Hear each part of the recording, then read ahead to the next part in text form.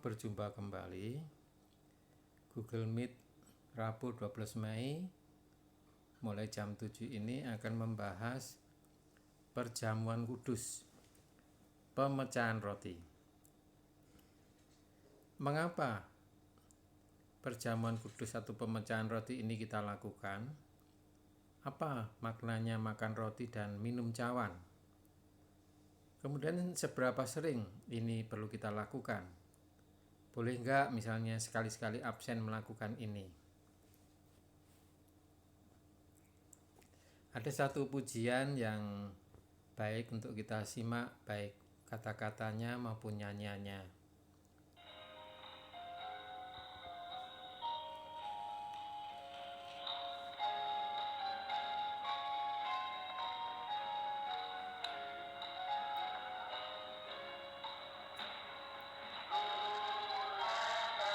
Zaman ini roti cawan tersaji, dirimu kami nikmati betapa limpah ini.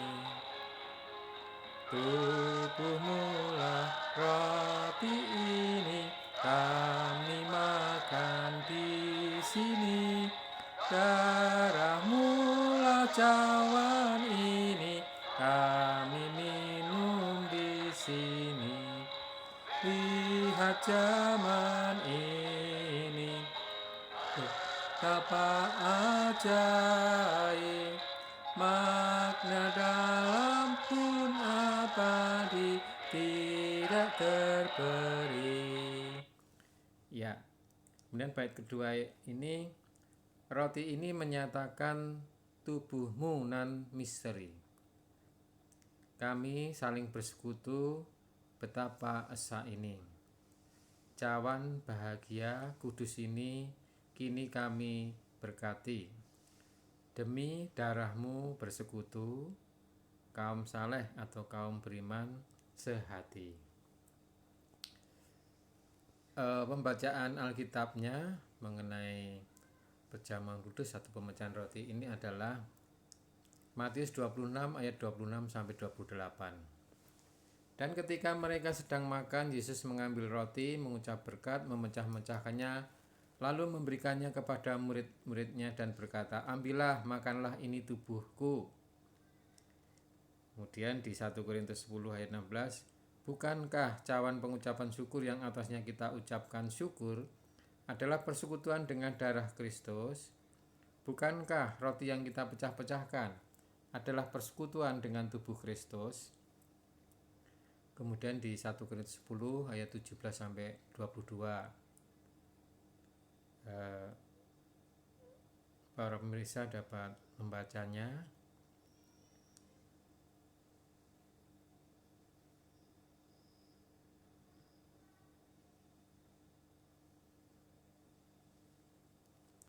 Berikutnya 1 Korintus 11 ayat 23 sampai 27.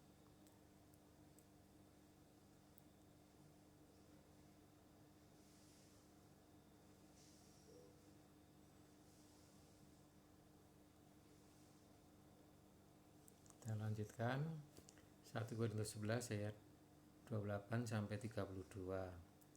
Karena itu hendaklah tiap-tiap orang menguji dirinya sendiri, dan baru sesudah itu ia makan roti dan minum dari cawan itu. Karena barang siapa makan dan minum tanpa mengakui tubuh Tuhan, ia mendatangkan hukuman atas dirinya.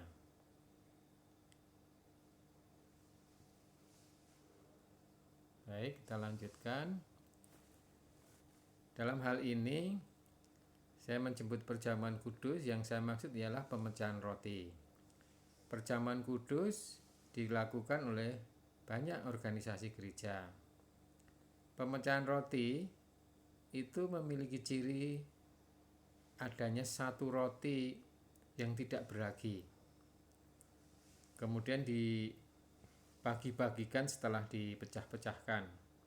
Setelah itu disambung dengan minum cawan, ini berisi sari air anggur, kemudian yang dibagi-bagikan. Mari kita lihat ayat per ayat berikut ini di 1 Korintus 10 ayat 16. Roti yang kita pecah-pecahkan adalah persekutuan dengan tubuh Kristus. Jadi makan roti secara bersama-sama ini menunjukkan satu dengan yang lain yang hadir, ada satu persekutuan dengan siapa selain dengan kaum beriman yang lain adalah dengan tubuh Kristus. Jadi di dalam tubuh Kristus persekutuan ini.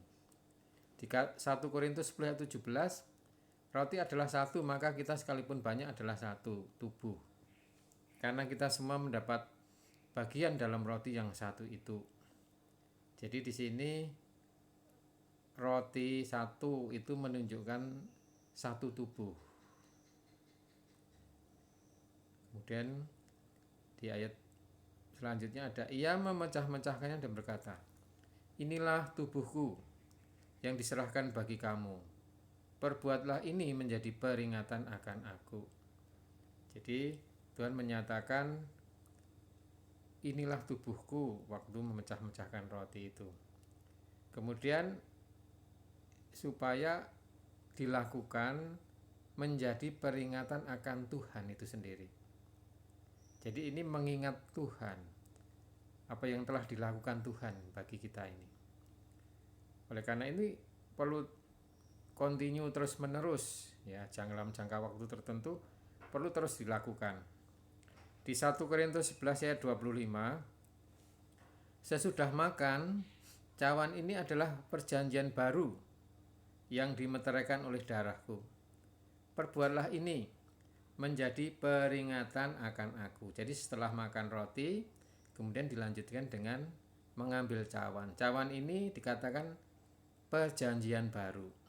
Artinya Tuhan menyatakan ada satu perjanjian baru antara Allah dan manusia ini. Perjanjian baru ini dimeteraikan oleh darah Tuhan yang tercurah. Kemudian perbuatlah ini. Jadi Tuhan minta supaya kita melakukan. Kemudian di 1 Korintus 11 ayat 26, sebab setiap kali kamu makan roti ini dan minum cawan ini, kamu memberitakan kematian Tuhan sampai ia datang. Jadi selain ada satu persekutuan di dalam tubuh, juga mengingat dia apa yang dilakukan, juga ada makna memberitakan kematian. Karena roti dan cawan ini terpisah, ini seperti tubuh dan darah yang terpisah. Tubuh dan darah terpisah ini adalah tanda kematian. Jadi memberitakan kematian Tuhan.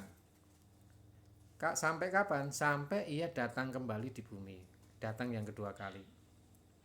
Kemudian 1 Korintus 11 ayat 27, jadi barang siapa dengan cara yang tidak layak makan roti atau minum cawan Tuhan, ia berdosa terhadap tubuh dan darah Tuhan. Ini satu kita diminta untuk mempersiapkan diri layak, ya, secara layak datang makan roti minum cawan. Tetapi kalau kita tidak melakukan secara layak, selayaknya, itu diri kita ini berdosa terhadap siapa? Terhadap tubuh Tuhan, terhadap darah Tuhan. Ini harus hati-hati. Di 1 Korintus 11 ayat 28, karena itu hendaklah tiap-tiap orang menguji dirinya sendiri, dan baru sesudah itu ia makan roti dan minum dari cawan itu. Jadi supaya layak, bukan orang lain yang menguji, tapi dirinya sendiri. Kalaupun misalnya ada nasihat dari orang lain, itu nasihat itu kita dengarkan, kita uji dari dalam diri kita sendiri. Nah, dengan menguji diri sendiri, misalnya ya itu soal batin, bagaimana hubungan kita dengan Tuhan, dengan saudara seiman yang lain. Kalau misalnya kita masih memiliki hal-hal yang kurang pas, ya, tidak seharusnya kita membereskannya. Ya, inilah menguji diri sendiri secara layak. Di 1 Korintus 11 ayat 29, karena barang siapa makan dan minum tanpa mengakui tubuh Tuhan, ia mendatangkan hukuman atas dirinya. Ini satu peringatan juga. Dalam makan roti tidak beragi, minum cawan ini kita harus mengakui tubuh Tuhan. Tubuh Tuhan tentunya ini dari makna rohani ya. Lah, seperti apa? Ini dari waktu ke waktu nanti Tuhan akan menunjukkan mengakui tubuh Tuhan itu seperti apa, Tuhan yang akan mengajar. Ya mungkin secara polos ya kita harus mengakui anggota tubuh yang lain itu seperti mengakui tubuh Tuhan. Kemudian kita makan roti ini kita dalam hati kita harus mengakui tubuh Tuhan, minum cawan mengakui tubuh Tuhan. Jadi kesimpulannya mengenai perjamuan kudus pemecahan roti ini adalah firman Tuhan yang tersebut tadi ya, dengan tegas memerintahkan supaya kita mengadakan pemecahan roti dan minum cawan atau sari anggur. Kemudian makna roti adalah tubuh Tuhan dan cawan adalah darah Tuhan.